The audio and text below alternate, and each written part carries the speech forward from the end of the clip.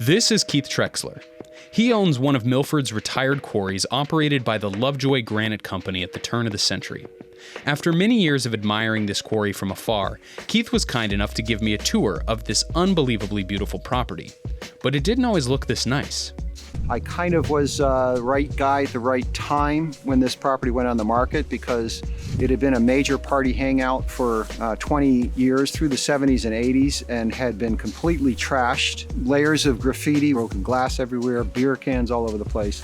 So everybody who came and took a look at it thought, oh, this place is a dump. I looked at it and thought, oh, I could clean this up and it'd be really nice.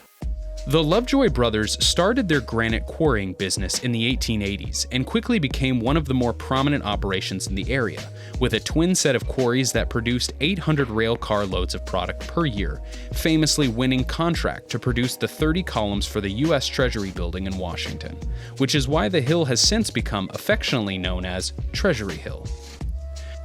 The water table follows the contour of the land. And as they cut through the solid bedrock, they're actually cutting right through the water table. As they cut through, water keeps seeping in, and they'd have a pump running, and they'd pump it out every night. Once they abandoned the quarry, they stopped running the pumps, and over the course of, could be 10 years, could be 20 years, the water eventually just filled up back to where the water table would have had it. It's very faint in this light, but somebody chiseled 1925 in the rock. And my guess is it was one of the workmen sitting up here eating his lunch. Yeah. With his chisel, and just all of the stone you see here came out of just our half of the quarry. The piles you can see from the rail trail came out of the other half of the quarry. Massive, massive piles of stone. What's interesting is 85% of the bedrock that they cut out went in the waste piles. They only got a 15% yield. Their main product was cobblestones, and what killed the cobblestone market was automobiles. When you've got a horse and buggy going down a city street that's paved with cobbles, you know, it jostles a little bit, but it's not that bad. You get an automobile that you're doing even 20 miles an hour, you're gonna shake the bolts off of it. Everybody stopped paving with cobbles and started paving with asphalt. And so that's one of the reasons why most of the quarries around here went out of business, is because their biggest market was cobbles, and it just completely collapsed. There were 150 stonecutters working Lovejoy. Maybe now with the operation they got going down there, they might have 4 or 5, but you compare that to 150, right? The labor cost is gone to next to nothing.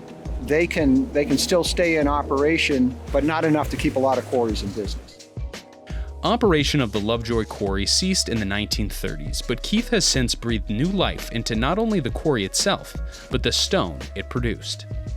10 or 15 years ago, I started stone carving as a hobby, just making lots of small pieces, and really found that carving granite was very therapeutic. I had a high-stress job, and when I would come out here and carve granite, even just as a little stick figure type of thing, it was just me and the stone and the tools, and everything else went in the background. So I just love doing it.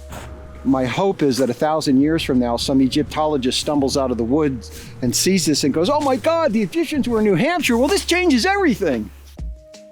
I would like to give a huge thank you to Keith for sharing his hospitality and knowledge for the making of this video.